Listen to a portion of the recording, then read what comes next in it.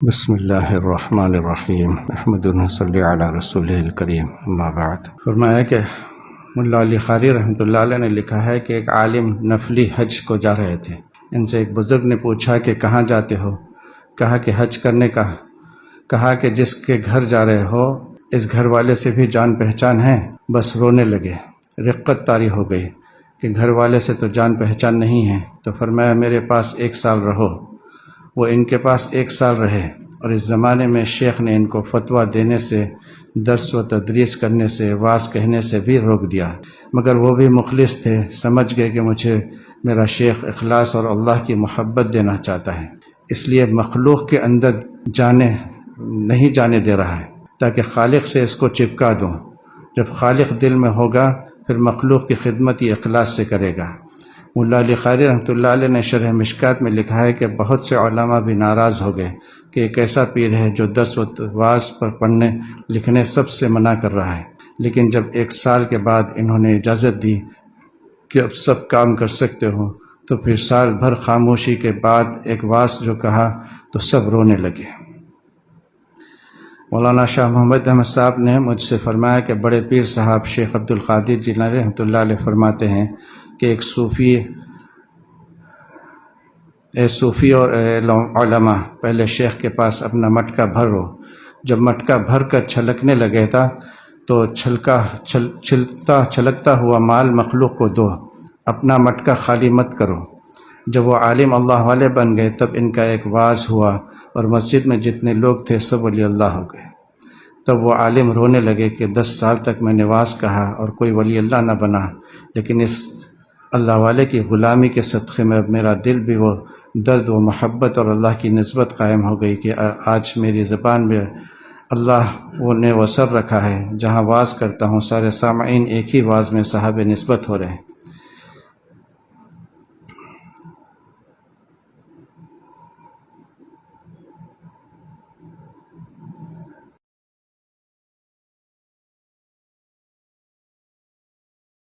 بریانی 6 گھنٹے میں، کوکر کی شان ہے کہ بریانی جو 6 گھنٹے میں پکتی تھی آج کل وہ کوکر میں آدھے گھنٹے میں تیار ہو جاتی ہے۔ جب دل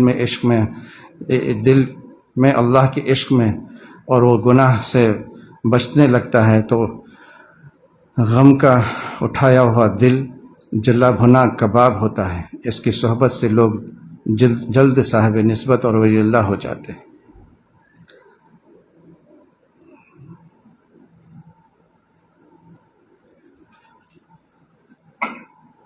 فرمایا کہ یہ تو عرض کر رہا ہوں کہ ہجرت کے فرض ہونے نے یہ مسئلہ بتا دیا کہ وطن کو معبود مت بناؤ، اللہ والوں کے ساتھ رہو۔ ہجرت کے اندر یہ راز رکھ دیا کہ جہاں تم کو اللہ والے مل جائیں تو وطن سے نکلو اور ان کے ساتھ رہو۔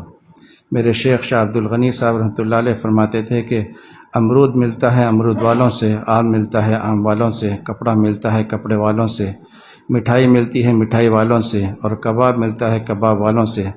میں کباب والی بات کا آخر میں کہتا ہوں کیونکہ میرا کباب پر ایک شعر ہے، کچھ نہ پوچھو کباب کی لذت ایسی جیسے شباب کی لذت۔ تو آخر میں میرے شیخ فرماتے تھے کہ اللہ ملتا ہے اللہ والوں سے۔ اگر یہ بات نہ ہوتی تو مولانا قاسم نانوتوی، مولانا گنگوہی اور بڑے بڑے علماء شیخ کے سامنے جانب ادب طے نہ کرتے۔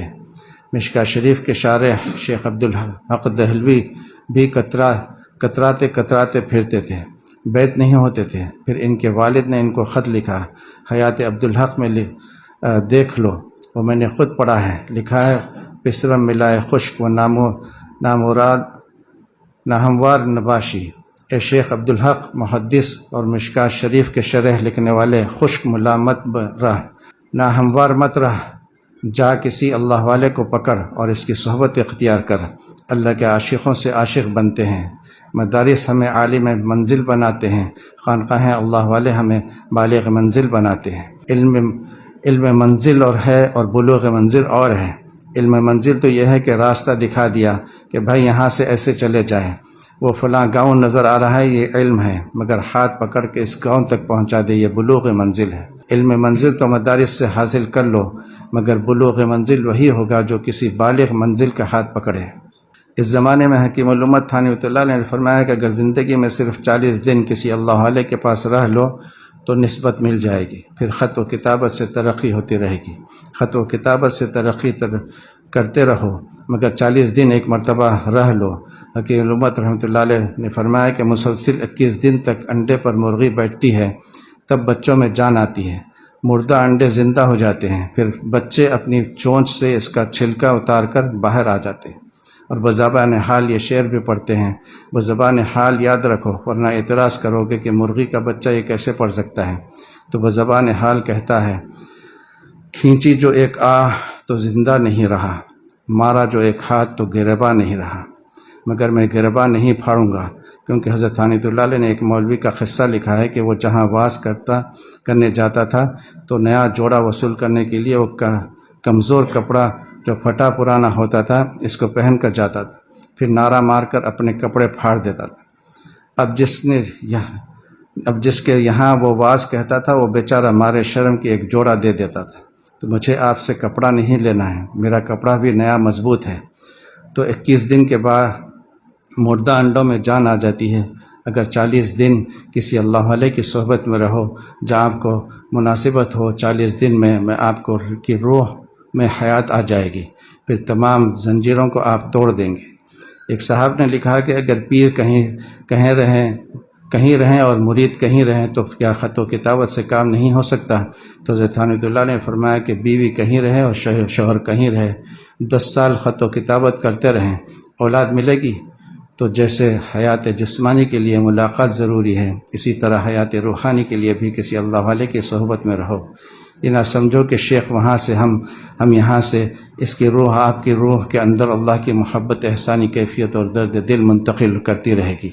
جو لوگ اللہ والے کے پاس رہیں ان سے پوچھو کہ وہ خود حیران رہ گئے کہ میں کیا تھا اور اب کیا ہو گیا ہوں۔ خواجہ عزیز الحسن صاحب ڈپٹی کلیکٹر تھے، انگریزی دان تھے، مگر علماء کے شیخ ہوئے۔ میرے شیخ مولانا ابرار الحق صاحب نے انہیں باقاعدہ شیخ بنایا۔ کیا بات ہے کہ ایک مسٹر علماء کا شیخ بن جائے۔ خواجہ صاحب نے حضرت تھانوی اللہ علیہ کو لکھا کہ حضرت آپ کی صحبت سے مجھے اللہ نے اپنی نسبت عطا فرما دی، اور حضرت کو خطاب کر کے یہ شعر پڑھا، تو نے مجھ کو کیا سے کیا شوق فراواں کر دیا، پہلے جان پھر جانے جاں پھر جانے جانا کر دیا۔ تو اللہ نے کیا مقام عطا فرمایا۔ بڑے بڑے علماء ان کی بات سنتے تھے، اور مولانا شاہ ابرار الحق صاحب نے حضرت خواجہ صاحب کو اپنا شیخ بنایا۔ تو اللہ سبحانہ وتعالیٰ نے اس آیت میں ہمیں اپنی دوستی کا پیغام عطا فرمایا اور اپنے دست مبارک کو بڑھایا کہ اب اے ایمان والو، ہم تم پر تقوی فرض کرتے ہیں کہ تم گناہ سے بچو۔ اب سوال پیدا ہوتے ہے کہ اگر ہم گناہ چھوڑ دیں تو اللہ ہم کو کیا دیں گے؟ آج کل تو سودے بازی ہوتی ہے، اگر ہم الیکشن میں بیٹھ جائیں تو کیا دیں گے؟ بعض لوگ کھڑے ہوتے ہی بیٹھنے کے لیے، کیونکہ جانتے ہیں کہ ہم ہار جائیں گے، ان کی الیکشن لڑنے کی نیت نہیں ہوتی، لیکن ایک ہاتھ پوسٹر لگا کر دوسرے فریق کو ڈرا دیتے ہیں۔ تو وہ کہتا ہے کہ آپ نہ لڑیں، ہمارے لیے سیٹ چھوڑ دیجیے، تو وہ کہتا ہے کہ اگر میں بیٹھ جاؤں تو آپ کیا دیں گے؟ تو تقوی کا پہلا انعام وَمَن يَتَّقِ اللَّهَ يَجْعَلْ لَهُ مَخْرَجًا، یعنی تمہیں مصائب سے خروج نصیب فرمائیں گے۔ تقوی کا دوسرا انعام وَيَرْزُقْهُ مِنْ حَيْثُ لَا يَحْتَسِبُ، اور تم کو بے حساب روزی دیں گے جہاں سے تم کو گمان بھی نہ ہوگا۔ تقوی کا تیسرا انعام، تو اللہ تعالیٰ نے تقوی کے انعامات بیان کر دیے کہ اگر تم تقوی سے رہو گے، گناہ چھوڑ دو گے اور ہم کو ناراض نہ کرو گے، تو پہلا انعام وہ دیں گے جو تم خود چاہتے ہو، وہ یہ کہ تمہارے ہر کام میں آسانی پیدا فرما دیں گے۔ وَمَن يَتَّقِ اللَّهَ يَجْعَلْ لَهُ مِنْ أَمْرِهِ يُسْرًا۔ تقوی کا چوتھا انعام اور چوتھے فائدے کی تم ایک نور فارغ دیں گے، تم کو ایک نور فارغ دیں گے جس کے بھلائی اور برائی کی تمیز رہے گی، اس کا نام فرقان ہے۔ ان تتقوا اللہ یجعل لکم فرقانا۔ تقوی کا پانچواں انعام، چار انعام ہو گئے، پانچواں انعام کیا ہے؟ پانچواں انعام سرور عالم صلی اللہ علیہ وسلم نے حدیث میں بیان کیا ہے کہ جو گناہوں سے بچتا ہے، متقی رہتا ہے، تقوی سے رہتا ہے، سارے عالم میں جہاں جاتا ہے امن و سکون سے رہتا ہے۔ من اتقى اللہ عز وجل سارا امنا فی بلادہ، اولیاء اللہ جہاں بھی جائیں گے اللہ کو پائیں گے۔ ان کی دوستی ہر جگہ رہے گی۔ دنیا میں کوئی جگہ ایسی نہیں جہاں اللہ کی حکومت نہ ہو۔ جو بندہ اللہ کو راضی کیے ہوئے ہیں وہ جس ملک میں جائے گا اللہ کی دوستی کا فیض وہاں رہے گا۔ اب اس کے بعد سب سے بڑی نعمت اللہ نے بتائی کہ ہم تمہاری غلامی پر اپنی دوستی کا تاج رکھ دیں گے۔ ایک آدمی نے جب گناہ چھوڑا اور اللہ کا ولی بنا تب اللہ کو خطاب کر کے شعر پڑھا، جماعت چندادم جان خرید بحمدللہ اجو رضاں خریدم۔ اے اللہ میں گناہ کے کنکر پتھر چھوڑ دیے اور جان پا گیا، یعنی اپنی حیات کے اندر خالق حیات کو پا گیا۔ اے اللہ ہم نے آپ کو بہت سستا پایا۔ میرے شیخ شاہ عبد الغنی صاحب رحمۃ اللہ علیہ فرماتے تھے کہ ایک بزرگ نے آسمان کی طرف دیکھا اور کہا کہ اللہ میاں آپ پر کیا فدا کر دوں کہ آپ ہم کو مل جائیں۔ آسمان سے آواز آئی کہ دونوں جہاں فدا کر دیں۔ تب اس مجذوب نے کہا قیمت خود اور دو عالم گفتی نرخ بالا کن کے ارزانی حنوس۔ اے اللہ آپ نے اپنی قیمت دونوں جہاں بتائی ہے، اپنا دام اور بڑھائیے۔ آپ تو ابھی سستے معلوم ہو رہے ہیں۔ لہٰذا دوستو بہت درد دل سے کہتا ہوں کہ اپنی قیمت اپنے مکان کے شاندار ہونے سے مت لگاؤ۔ اپنی قیمت پاپڑ و بریانی، دہی کڑی اور سموسے وغیرہ سے مت لگاؤ۔ اپنی قیمت مرسیڈیز موٹر سے مت لگاؤ۔ اپنی قیمت ڈالر سے مت لگاؤ۔ بندے کی قیمت صرف اللہ کی رضا سے ہے۔ علامہ سید سلیمان ندوی رحمۃ اللہ علیہ فرماتے تھے کہ دنیا کے ٹھاٹ باٹ اور موٹر کار اور کاروبار اور بینک بیلنس سے اپنی قیمت لگانے والا سنو، ہم ایسے رہیں یا کہ ویسے رہیں، وہاں دیکھنا ہے کہ کیسے رہیں۔ وہاں قیامت کے دن معلوم ہوگا کہ آپ کتنے بڑے آدمی ہیں۔ جب جنازہ قبر میں اترتا ہے تو بتاؤ گھر کی دیسی مرغی جاتی ہے وہاں؟ روزانہ ایک پیالہ سوپ پینے والا ذرا سن لو، قبر میں دیسی مرغی کا سوپ وغیرہ کچھ نہیں جائے گا۔ وہاں خالی ہاتھ جانا پڑے گا۔ چند گز کفن ہوگا اور 6 مہینے کے بعد وہ کفن بھی نہیں رہے گا۔ شاعر کہتا ہے کئی بار ہم نے یہ دیکھا کہ جن کا معطر کفن تھا مشین بدن تھا، جو خبر کہن ان کی اکھڑی تو دیکھا نہ عضو بدن تھا نہ تار کفن تھا۔ 6 مہینے کے بعد جب بارش ہوئی اور قبر اکھڑ گئی تو کوئی انگلی بھی نہ تھی اور نہ کفن کا کوئی تار۔ اس کے بے کسی سے پہلے اللہ کو پہلے اللہ کو اپنا یار بنا لو، اللہ سے پیار کر لو اور اللہ کو حاصل کر لو، تاکہ جب مرو اور مولا کے پاس جاؤ تو مولا کو لے کر جاؤ، اور اللہ سے کہو کہ میں اپنے وطن غریب ہو کر نہیں آیا ہوں، میں آپ کو ساتھ لایا ہوں۔ میں نے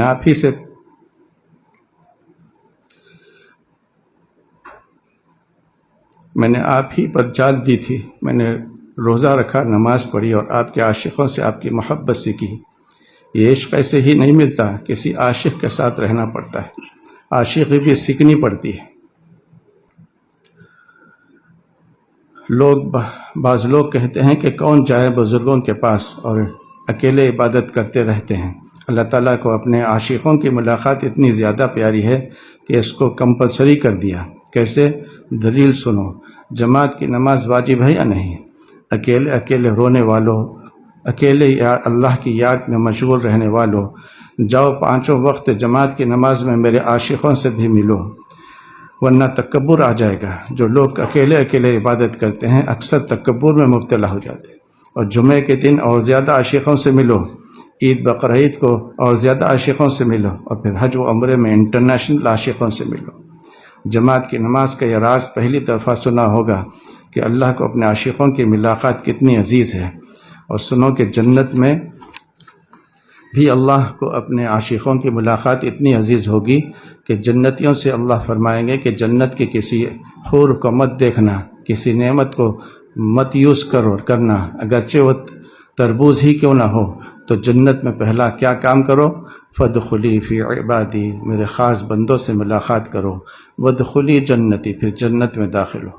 میرے شیخ فرماتے تھے کہ اللہ نے اپنے خاص بندوں کی ملاقات کیوں واجب کی؟ فادخلی کا حکم پہلے دے رہے ہیں اور جنت کو ثانوی کر رہے ہیں۔ کیوں؟ فرمایا کہ بات یہ ہے کہ جنت مکان ہے اور اللہ والوں کا، اور اللہ والے مکین ہیں، اور مکین مکان سے افضل ہوتا ہے۔ لہٰذا پہلے افضل سے ملو پھر فاضل سے ملو، اور بات یہی ہے کہ اللہ کے عاشقوں سے ملاقات میں جو مزہ ہے وہ جنت سے افضل ہے۔ اگر جنت سے افضل نہ ہوتا تو اللہ تعالیٰ یہ حکم پہلے کیوں دے رہے ہیں کہ اہل جنت جنت کی نعمتوں کو بعد میں استعمال کرنا، پہلے عاشقوں سے ملو۔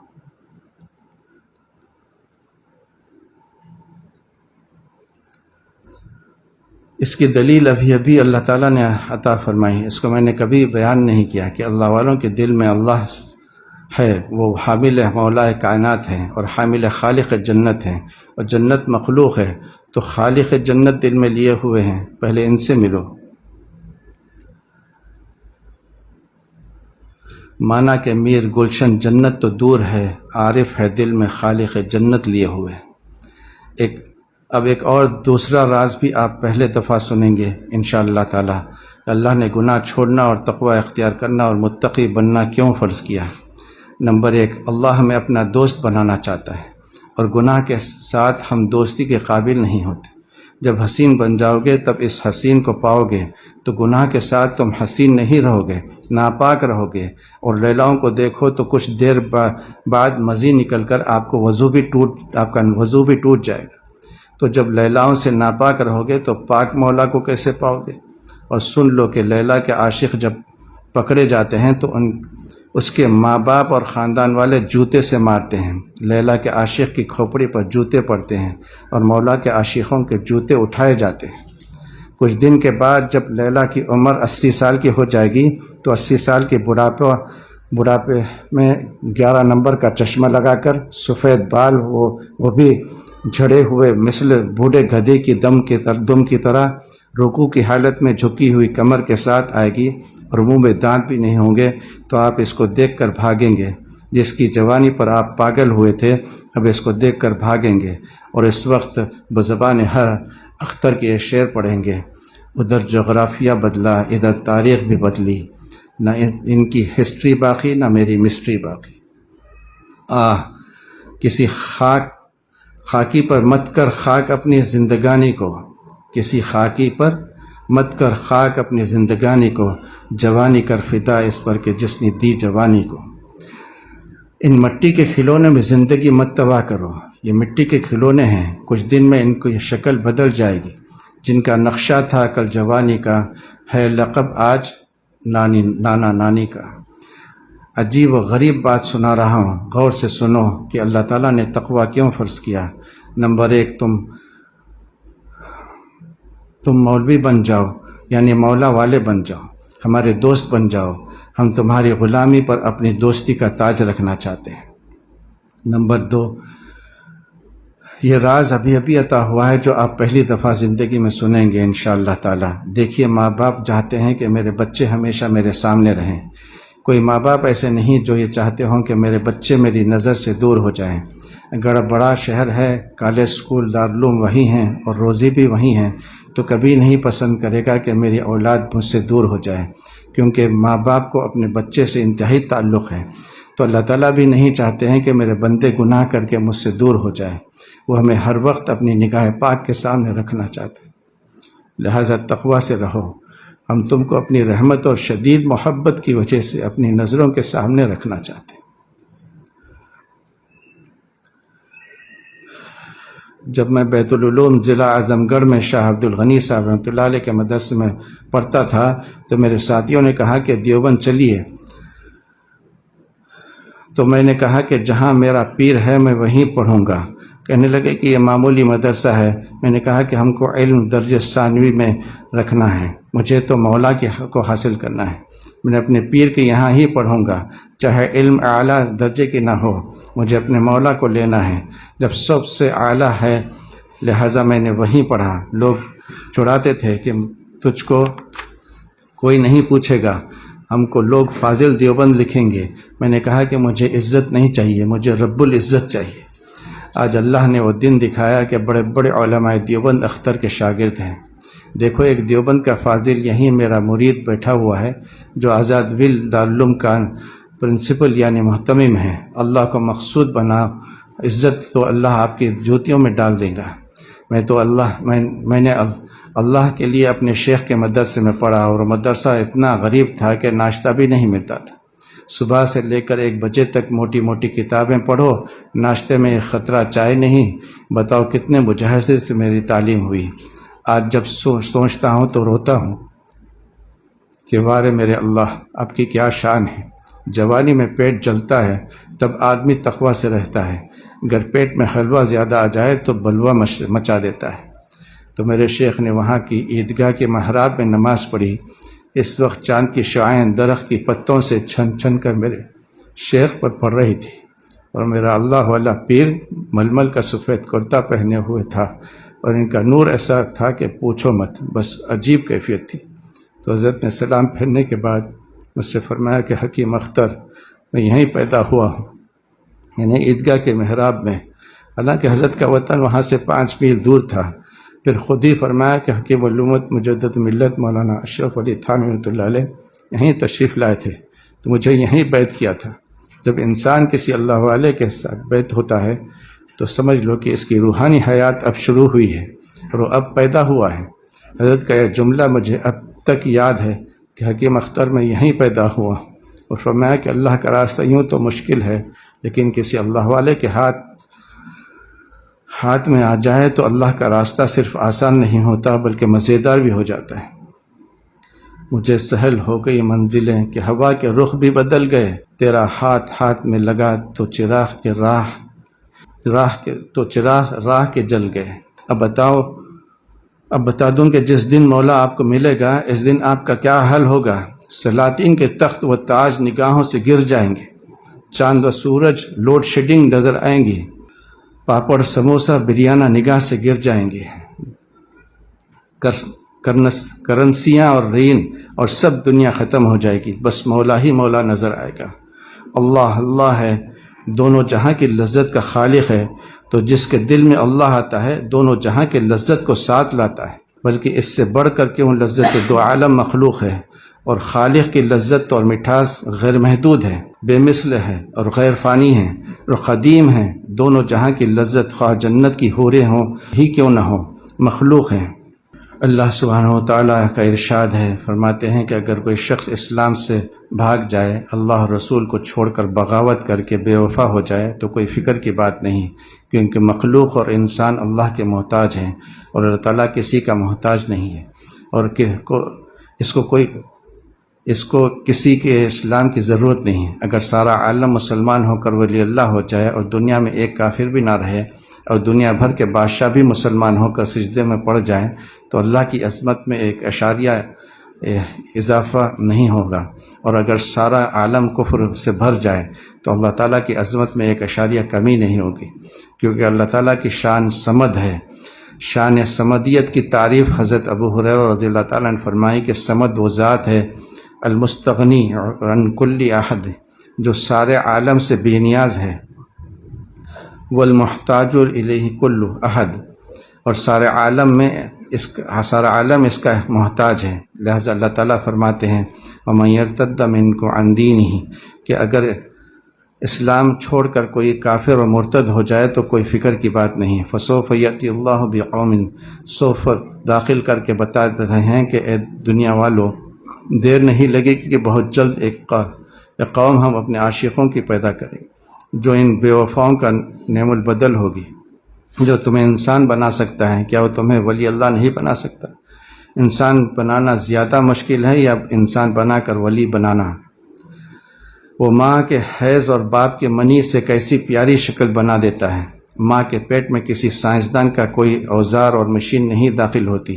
اللہ تعالیٰ فرماتے ہیں وَالَّذِي يُصَوِّرُكُمْ فِي الْأَرْحَامِ، ماؤں کے پیٹ میں ہم تمہیں تشکیل دیتے ہیں، باپ کی منی اور ماں کے حیض پر ہم تمہاری تصویر کھینچتے ہیں، تمہارا چہرہ اور چہرے پر 2 آنکھیں، 2 کان اور ناک ہم فٹ کرتے ہیں، اور جسم کے اندر جگر، دل اور پھیپھڑے ہم بناتے ہیں، تمہارا ذرہ ذرہ ہمارا بنایا ہوا ہے۔ اس کام میں پوری کائنات دعویٰ نہیں کر سکتی، نہ امریکہ، نہ جرمن، نہ جاپان کے ہمارے سائنسی آلات سے انسان پیدا ہوا ہے۔ اللہ تعالیٰ کا چیلنج ہے کہ ہم نے پانی پر تمہاری تصویر بنائی ہے، ہمارے سوا کون ہے جو پانی پر تصویر بنا سکے؟ منی اور حیض کے پانی پر صرف ہم تصویر کھینچتے ہیں۔ نطفے کو ایسی کیسی پیاری شکل اللہ تعالیٰ دیتے ہیں کہ 9 مہینے کے بعد باپ کے منی کا خطرہ اور ماں کا حیض کس حسین شکل میں نمودار ہوتا ہے۔ لہذا جب انسان بنا سکتے ہیں تو انسان کو ایمان بھی دے سکتے ہیں، اور ایمان کے ساتھ اعلیٰ درجے کا ولی اللہ بھی بنا سکتے ہیں، اور ہمارے لیے کچھ مشکل نہیں۔ لہذا جو دین سے بے وفا ہو کر اللہ اور رسول کو چھوڑ کر بھاگ گئے اور دوبارہ یہودی اور عیسائی ہو گئے، تو یہ فکر مت کرو، وسوف یأتی اللہ بقوم یحبهم یحبونہ، ہم ان قریب عاشقوں کی ایک قوم پیدا کریں گے جن سے ہم محبت کریں گے اور جو ہم سے محبت کرے گی۔ اور قوم نازل فرمایا، اقوام نازل نہیں فرمایا، جس سے معلوم ہوا کہ ساری کائنات میں جتنے لوگ اللہ سے محبت کرنے والے ہیں وہ سب ایک قوم ہیں، چاہے وہ ملاوی کا ہو یا پاکستان کا ہو، امریکہ کا ہو یا افریقہ کا ہو، کالا ہو یا گورا ہو، سارے عالم کے اللہ کے عاشق اور اللہ سے محبت کرنے والے سب ایک قوم ہیں۔ اگر اللہ کے عاشقوں میں بہت قومیں ہوتی اور کالے گوروں کا فرق ہوتا تو اللہ لفظ قوم نازل نہ فرماتا، اقوام نازل کرتا کہ ہم اپنے عاشقوں کی اقوام نازل کریں گے۔ لیکن فسوف یأتی اللہ بقوم فرمایا کہ پوری دنیا میں جتنے میرے عاشق ہوں گے وہ سب کے سب ایک قوم ہیں، عاشقوں کی قوم الگ تھلگ نہیں ہوتی۔ البتہ محبت کی تعبیر کے لیے ان کی زبانوں میں اور رنگ میں اختلاف ہے، یہ دلیل اختلاف قومیت کی نہیں ہے، یہ اختلاف تعبیرات ہیں۔ ہم چاہتے ہیں کہ مختلف زبانوں میں ہمارا نام لیا جائے اور مختلف رنگ کے لوگ ہمیں یاد کریں، یہ ہمارا انتظام ہے۔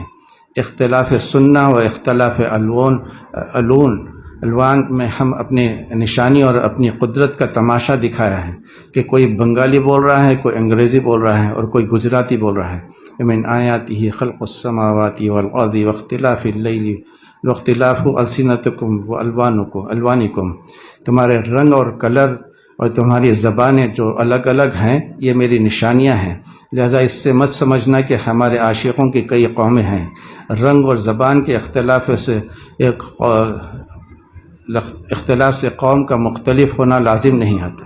جو ہم سے محبت کرتا ہے چاہے وہ کسی رنگ اور کسی زبان کا ہو، ایک قوم ہے، ساری دنیا کے عاشق ایک قوم ہیں۔